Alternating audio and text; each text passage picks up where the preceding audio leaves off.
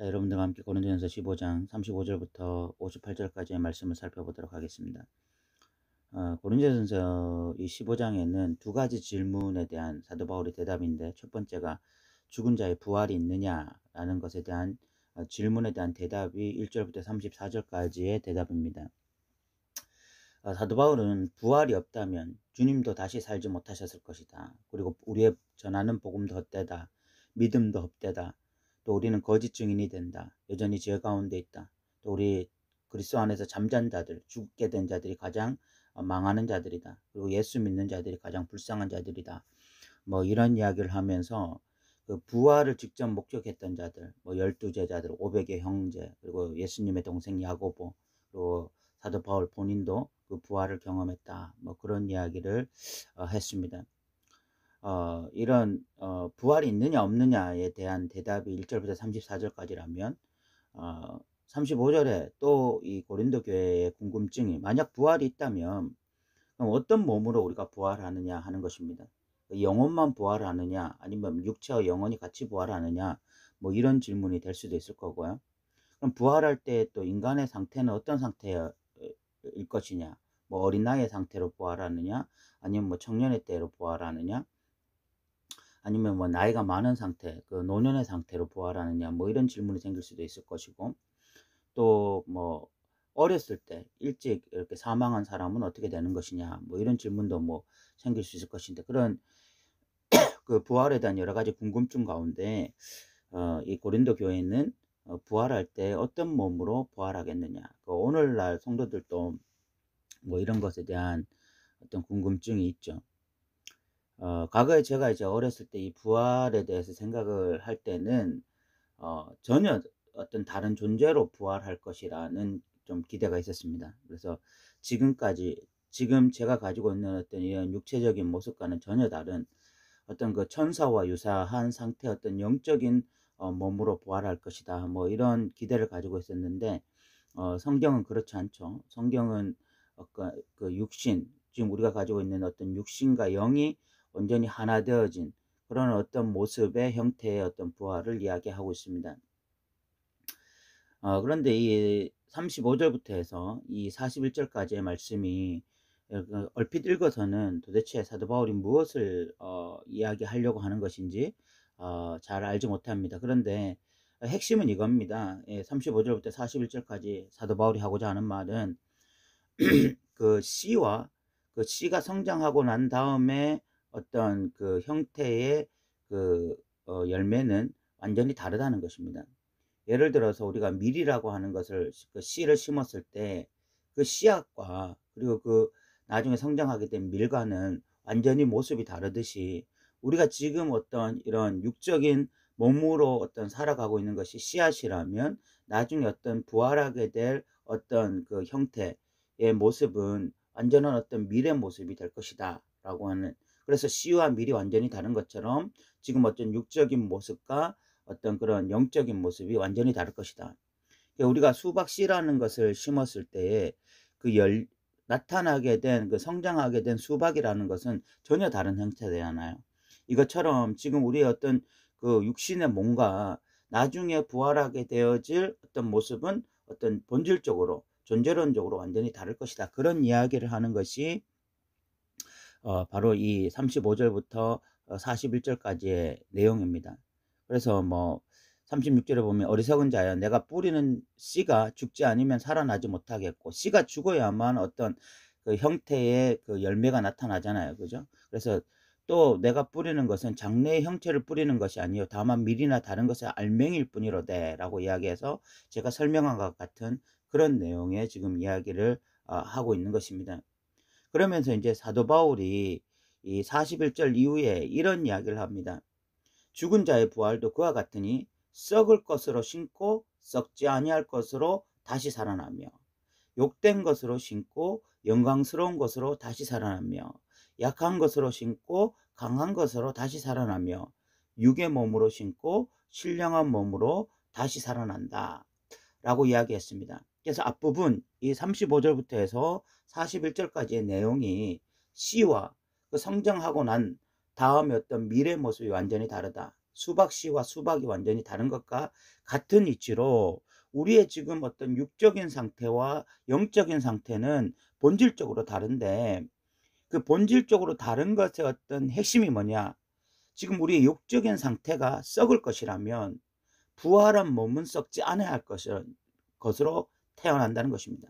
그리고 또 우리 지금 육신의 몸이 욕된 것이라면 다시 우리가 그 부활할 몸은 영광스러운 것이고, 그리고 지금 우리의 육적인 것이 약한 것이라면 그 부활한 몸은 강한 것이고, 그리고 우리가 육의 몸으로 심고 신령한 것으로 거둔다라고 이야기하고 있죠.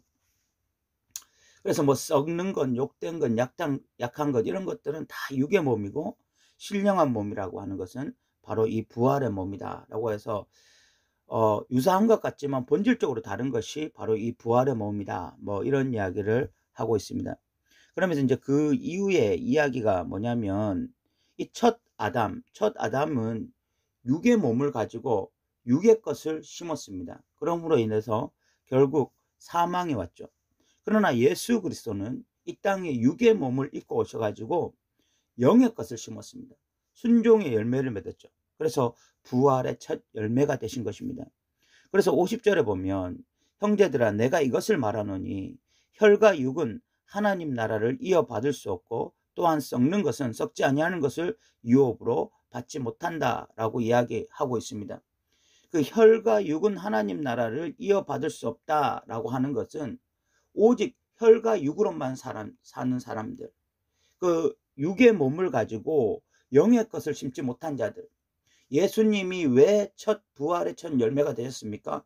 이 땅에 육의 몸을 입고 왔지만 그러나 영의 열매를 맺은 것입니다. 예수님은 순종을 통해서 영의 열매를 맺으셨고, 그것을 통해서 부활의 첫 열매가 되셨거든요.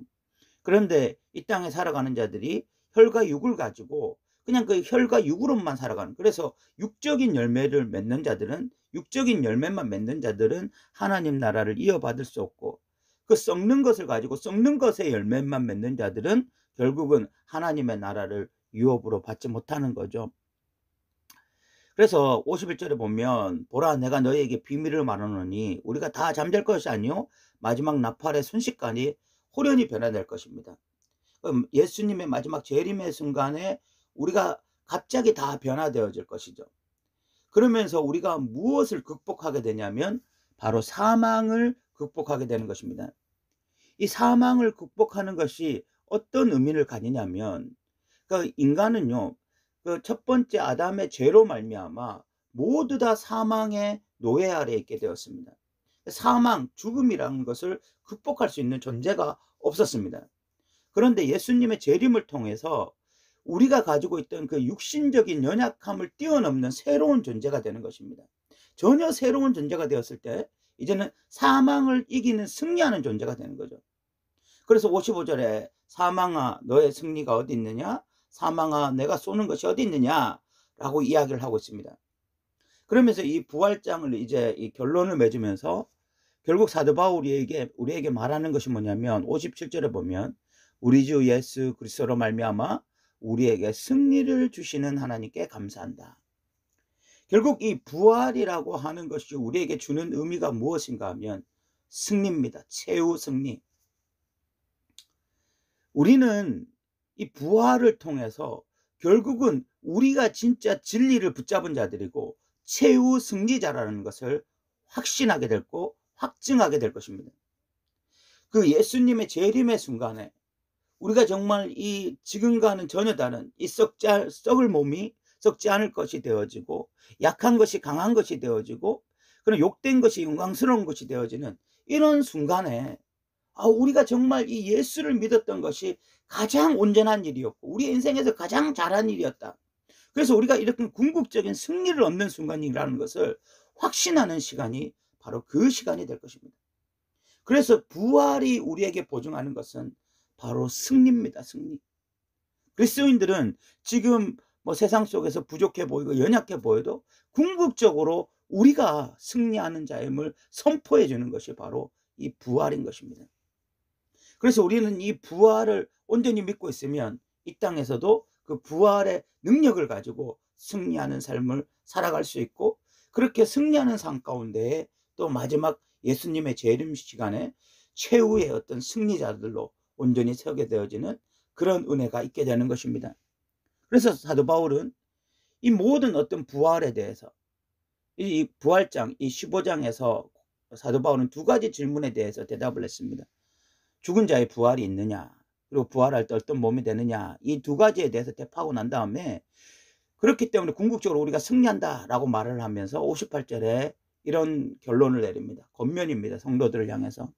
그러므로 내 사랑하는 형제들아, 견실하며 흔들리지 말며 항상 주의 일에 더욱 힘쓰는 자들이 되라. 이는 너희 수고가 주 안에서 헛되지 않은 줄 알미라. 부활을 확신하는 자들은요, 우리가 견실하게 서 있어야 됩니다. 흔들리지 말아야 됩니다. 여러분, 어떤 예전에 우리나라에서 뭐 부실 공사로 인해서 뭐 상품 백화점도 무너지고 뭐 그런 일들이 일어났잖아요. 여러분, 우리의 신앙이라는 것이 무너지지 않으려면 정말 이 부활 신앙을 굳게 붙잡고 있어야 되고, 그렇게 부활 신앙을 굳게 붙잡고 있을 때 견실하며 흔들리지 않게 되는 것이죠. 그리고 항상 주의 일에 힘쓰는 자들이 될 수 있는 것입니다. 그래서 이 부활에 대한 어떤 분명한 확신이 있어야 되고, 이 부활의 능력이 우리의 삶을 주장해야 되는 것입니다. 우리가 이렇게 부활을 소망하면서 하루하루 이렇게 견실하며 흔들리지 않고 주의 일에 힘쓰는 자들이 될 때에 우리는 마지막 이 예수님의 재림의 순간에 우리의 수고가 결코 헛되지 않았다는 것을 온전히 깨닫게 되어질 것입니다. 이 땅이 전부라면 사도 바울이 고린도전서 15장에서 말한 것처럼 뭐 먹고 마시자 하지 않겠습니까? 그냥 우리가 하고 싶은 대로, 우리가 그냥 느끼는 대로 살아가면 되지 않겠습니까? 그러나 세상 사람들 그렇게 살아가고 있죠. 그 세상 사람들은 먹고 마시는 일에 치중하면서 자신의 쾌락과 향락을 향해서 절제하지 아니하고 마음대로 살아갑니다. 그런데 우리는 왜 절제합니까? 왜 우리는 나 자신을 복종시킵니까? 우리는 왜 하루하루 믿음으로 살기를 소망해 갑니까? 부활이 있습니다. 이 땅의 삶이 전부가 아니에요. 그렇기 때문에 영원한 내세를 소망하며 오늘 하루도 그 부활의 능력으로 살아가는 자들, 견실하며 흔들리지 않고 주의 일에 힘쓰는 자들 되는 자들, 이런 자들이 되는 이유는 궁극적인 우리에게 부활이 있고, 그 궁극적인 부활이 결국 우리에게 온전한 승리를 가져다 주기 때문에 그런 것입니다. 우리 사랑하는 성도 여러분, 이 부활 신앙으로 무장해서 사도 바울이 선한 싸움을 싸우고 달려갈 길을 다 달려갔던 것처럼 우리의 신앙도 그렇게 끝까지 경주하는 믿음의 사람들 되었으면 좋겠습니다. 오늘 또 들어주셔서 감사합니다.